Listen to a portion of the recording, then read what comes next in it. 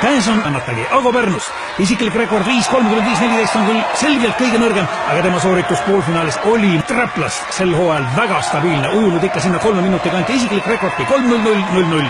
Ott Tartus, tuleviku lootus. Noorim osaleja aga teinud juunioride seas kõva tõusu just sellel hooajal. Isiklik rekord on alla 5 minuti. Indrek Tapal, no jah, kes siis veel kui mitte Indrek Tapal. Aga need varasemad tulemused ei maksa täna mitte midagi.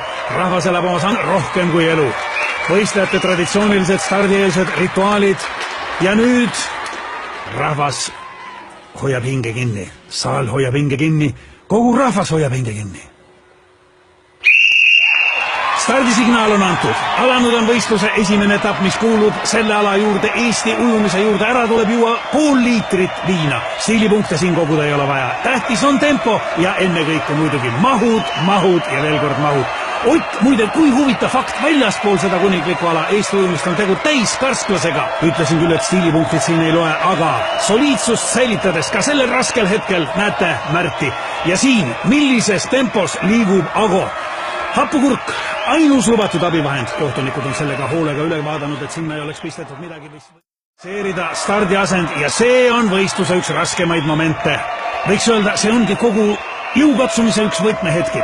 Väga paljud on pidanud alla vanduma just selles faasis, aga nemad ei ole ka finaalis. Siin on ju 4 kõige kangemat, aga ka neil on raskusi.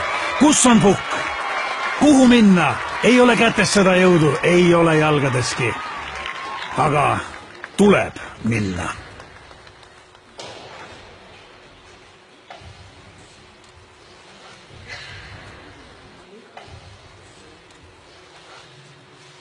Kas nüüd on kõik kohtunikule meelepärane?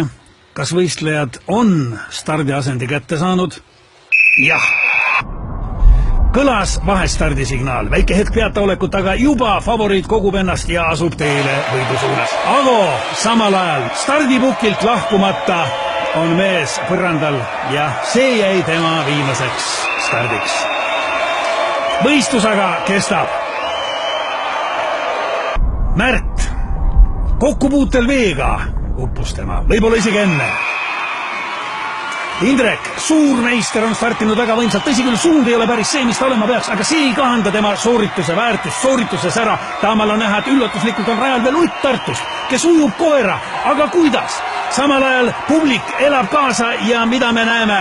Indrekul on ilmselgeid raskusi ja ruudulik kohtuniku käes näitab võistluse enneaegset lõppu. Ott on võitnud, on uus meister puhtalt sellega, et pidas lõpuni vastu. Rahvas on hullumas, ei ole kedagi, keda see draama ei jätaks ükskõikseks. Milline üllatus, millised emotsioonid, siin ei ole vaja enam ennast tagasi hoida ja Ott paneb hinge alla veel pool liitrit viina, see on juba traditsiooniline võiduviin. Ja mida teeb Ott? Kuhu läheb Ott?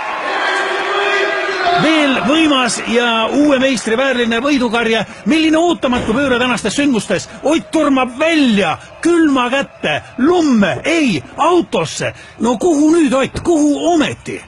Aga mida teeb Ott? Ott näitab, et suudab veel kiirendada liikudes ainult temale. Ainult Otile see on pustav võistlus. Ott saab meistritiitli ja postuumselt ka Eesti ujumise kuulsuste halli. Teised mehed tulemust kirja ei saanud.